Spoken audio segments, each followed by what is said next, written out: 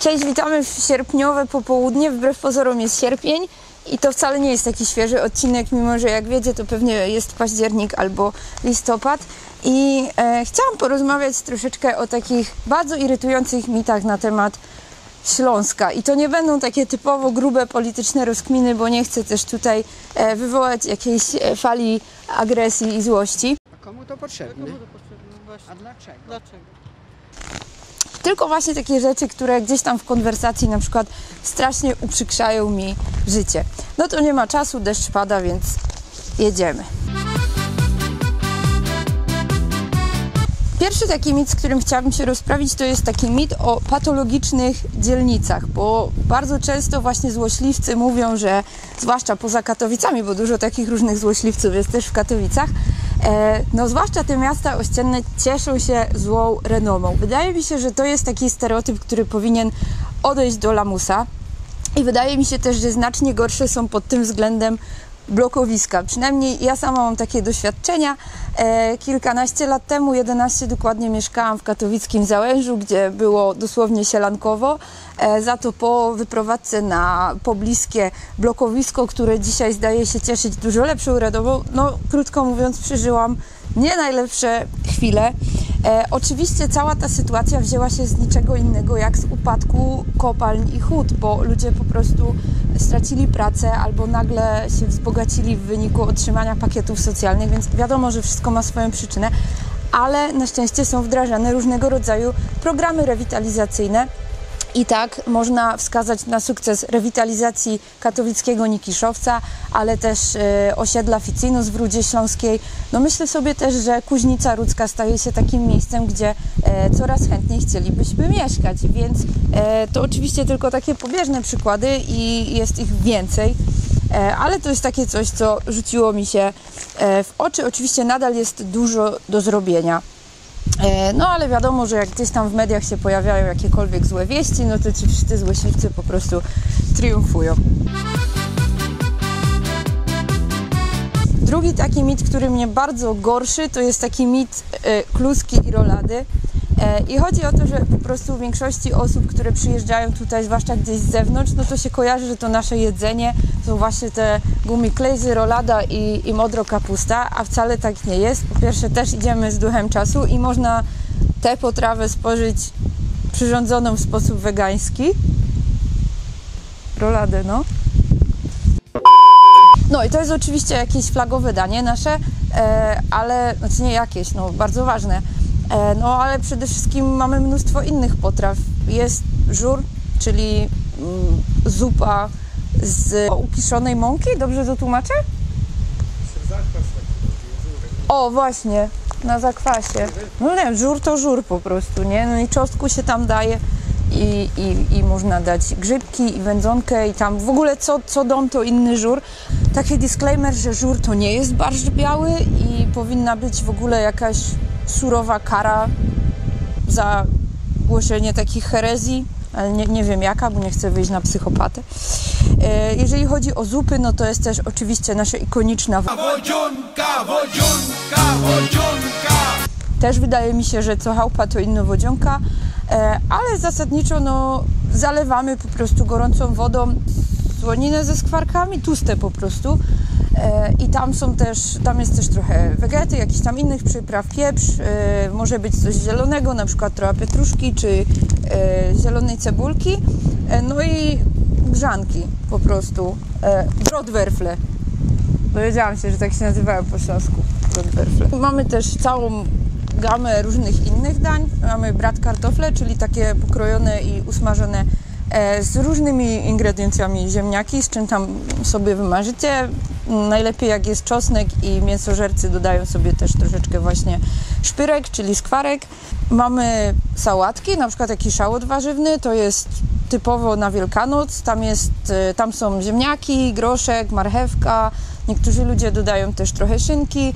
Jest szałot rybny, czyli taki z harynkiem, czyli ze śledziem.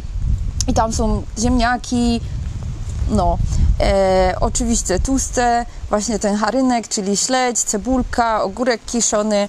Też wydaje mi się, że w zależności od rejonu i od domu składniki i sposób przygotowania mogą się różnić.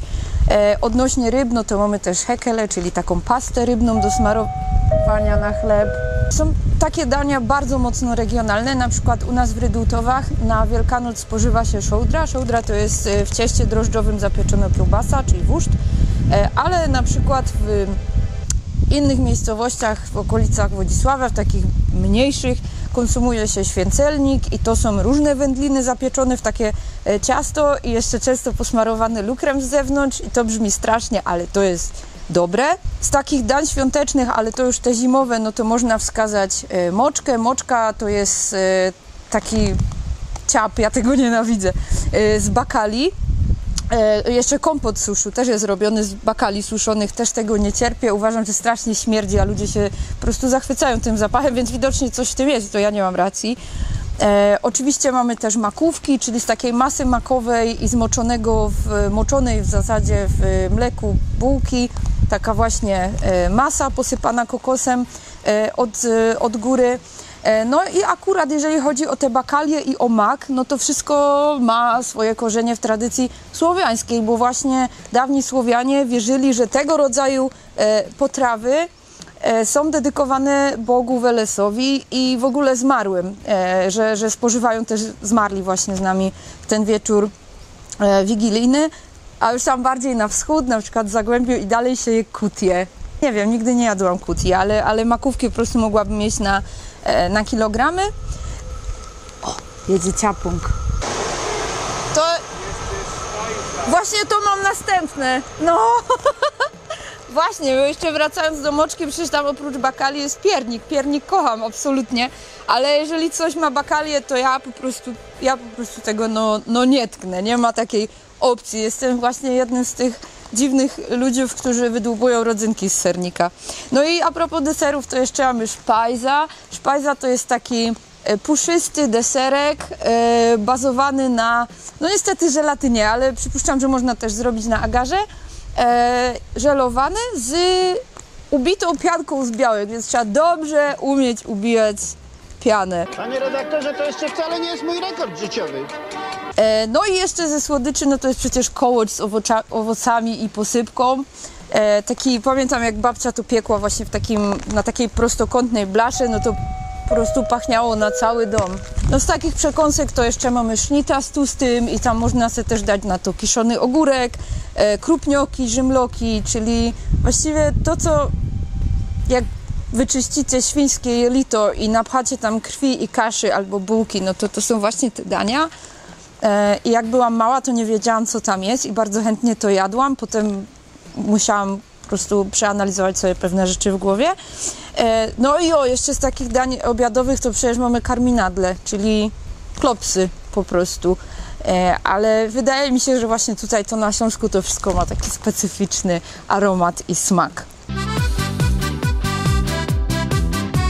Jest jeszcze mit takiego monotonnego krajobrazu. Właśnie, mit monotonnego krajobrazu, bo Śląsk jest ogromną krainą i obecny ten podział administracyjny, no to mówiąc szczerze, jest po prostu z dupy. Bo w województwie śląskim znajdują się fragmenty Małopolski, ci Małopolanie też nie wydają się jakoś super zachwyceni, no ale tak sobie tutaj razem funkcjonujemy. No i oczywiście w przestrzeni tutaj konurbacji katowickiej dominuje rzeczywiście ten krajobraz industrialny i postindustrialny, ale wystarczy wybrać się trochę na zachód, na zachodnie rubieże Górnego Śląska, czyli taki pas, który za komuny zaczął być nazywany Opolszczyzną. To jest w ogóle kolejny mit Opolszczyzny. Nie, to są po prostu zachodnie rubieże Górnego Śląska, no ale nie chcę teraz prowokować zbędnych dyskusji. Dlaczego? No i tam już zaczynają się przepiękne tereny rolnicze, więc tak naprawdę ten krajobraz industrialny to jest tylko mały fragment Śląska. A jakbyście sobie przeanalizowali stare mapy, no to Śląsk ciągnie się od północnego zachodu jeszcze właściwie w dzisiejsze województwo lubuskie, więc jest to ogromna kraina o ogromnie zróżnicowanym krajobrazie. Mamy też tereny wiejskie, mamy mnóstwo lasów, a jeszcze często też już niezależnie od krajobrazu, ale ludzie zapominają, że przecież znaczna część Górnego Śląska i to bardzo ważna historycznie jest usytuowana na terenie dzisiejszej Republiki Czeskiej, czyli Ostrawa, Opawa, czy też Karwina, w której sama mam korzenie. Cicho! Kolejny mit jest bardzo denerwujący dla mnie, bo często moi znajomi popełniają ten błąd tak naprawdę w dobrej wierze, a mianowicie mit śląskiej gwary. To jest temat, w sprawie którego toczy się spór zdecydowanie natury politycznej, a nie lingwistycznej, bo jeżeli chodzi o stan wiedzy naukowej, jaką teraz posiadamy, no to bezspornie, zresztą co już wykazywałam parę lat temu na kanale, to jest fajne, wspaniałe, że tyle tutaj jeździ tych, no ale to w każdym razie mam nadzieję, że już pani bot teraz nie będzie dryndać.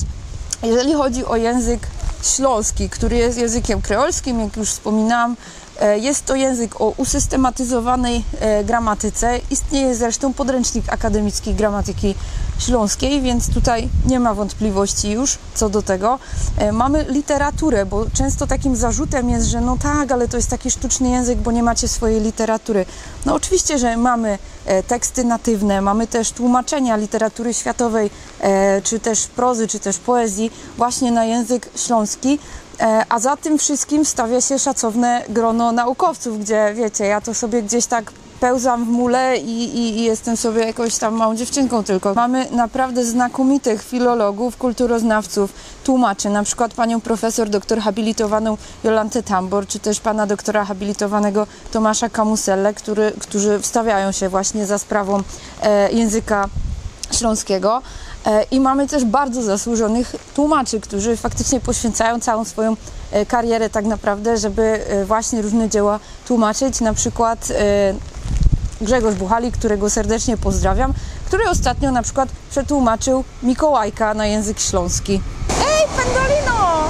Istnieją też słowniki języka śląskiego, korpus mowy, co już jest kamieniem milowym naprawdę, jeżeli chodzi o uznanie statusu języka śląskiego. Mamy też ślabikorze, czyli elementarze dla dzieci, no i nadal kulejącą edukację regionalną. Nasz język jest językiem kreolskim, czyli takim wykreowanym przez dekady, przez pokolenia na kanwie właśnie, w skrócie mówiąc, innych istniejących już języków. A jeżeli ktoś nadal ma problem z akceptacją stanu faktycznego rzeczy, no to chyba nic mądrego nie mogę powiedzieć na ten temat.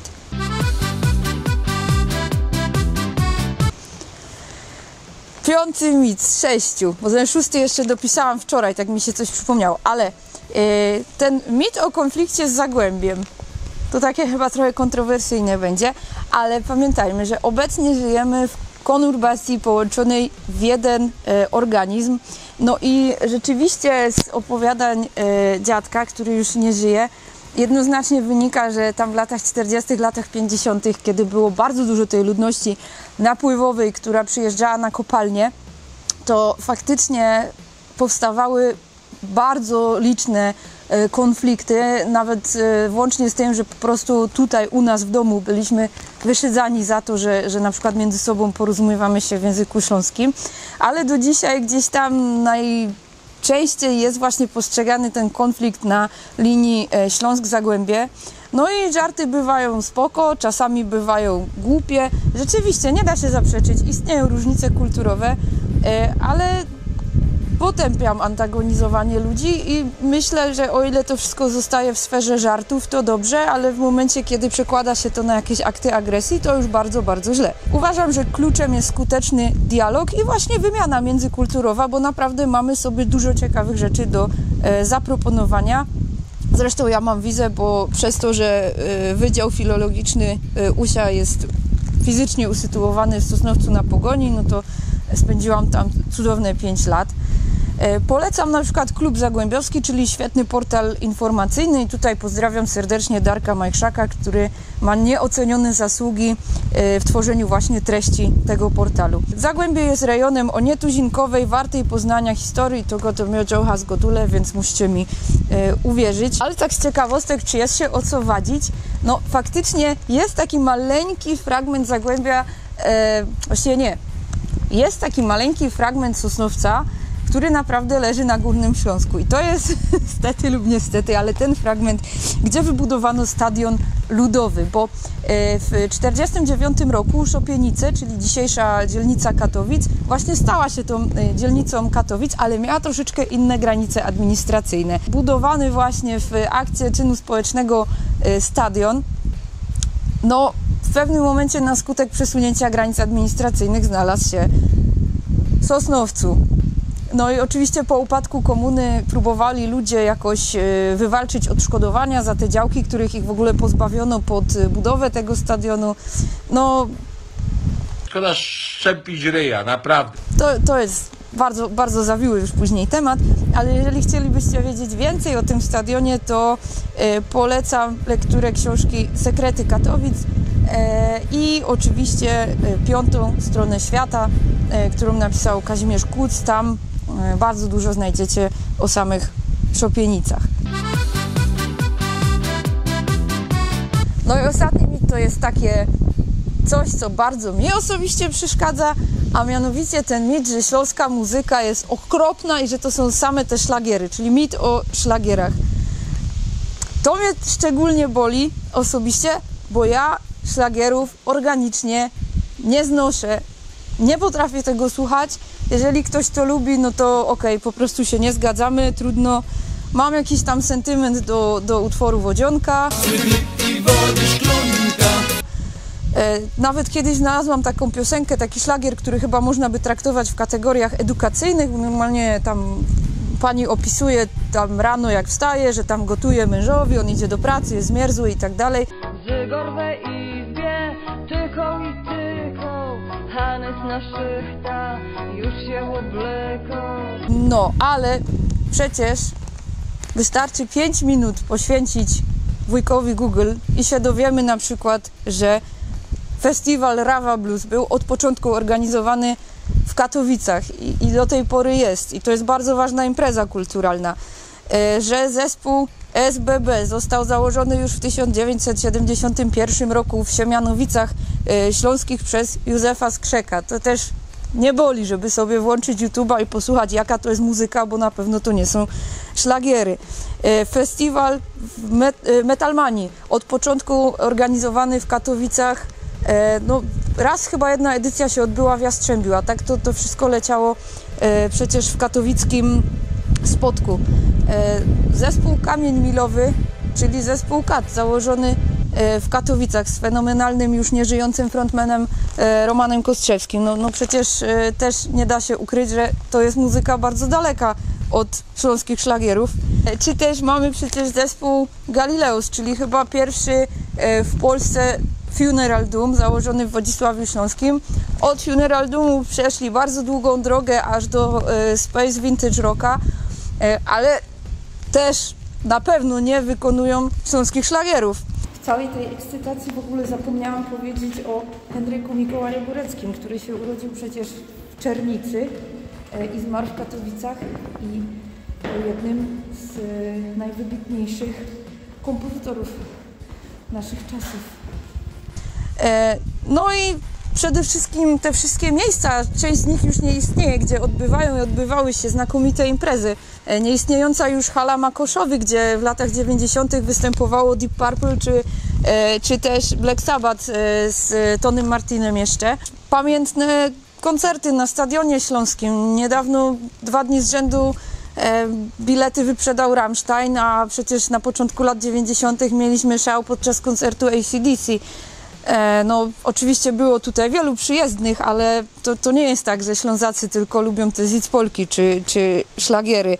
Oprócz tego wielokrotnie na Stadionie Śląskim występowała Metallica, Odbywał się tam też w 2005 roku Mystic Festival, gdzie właśnie występowało między innymi Iron Maiden czy Kreator, więc tak naprawdę te szlagiery to jest jakaś tam nisza, no ale przecież to też właśnie ze Śląska pochodzi Kaliber 44, który nagrał bardzo nietuzinkową, przełomową płytę Księga Tajemnicza Prolog, którą też osobiście bardzo lubię. Z takich klimatów to mamy też przecież Miłosza z Katowic, no i tą całą scenę taką punkowo-hardkorową, która też przecież bardzo prężnie działa nadal tak naprawdę, na przykład zespoły Hardwork czy Little Boy.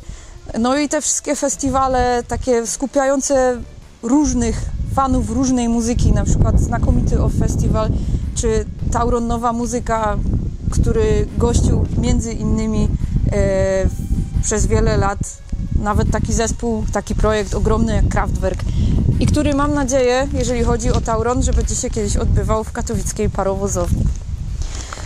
Także to by było na tyle.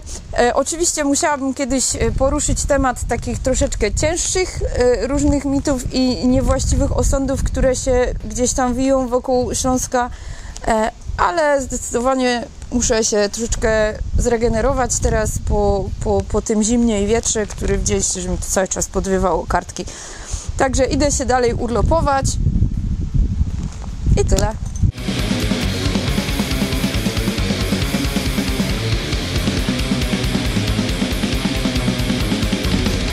Ja dawno nie robiłam tego sama. Zawsze gadam z kimś.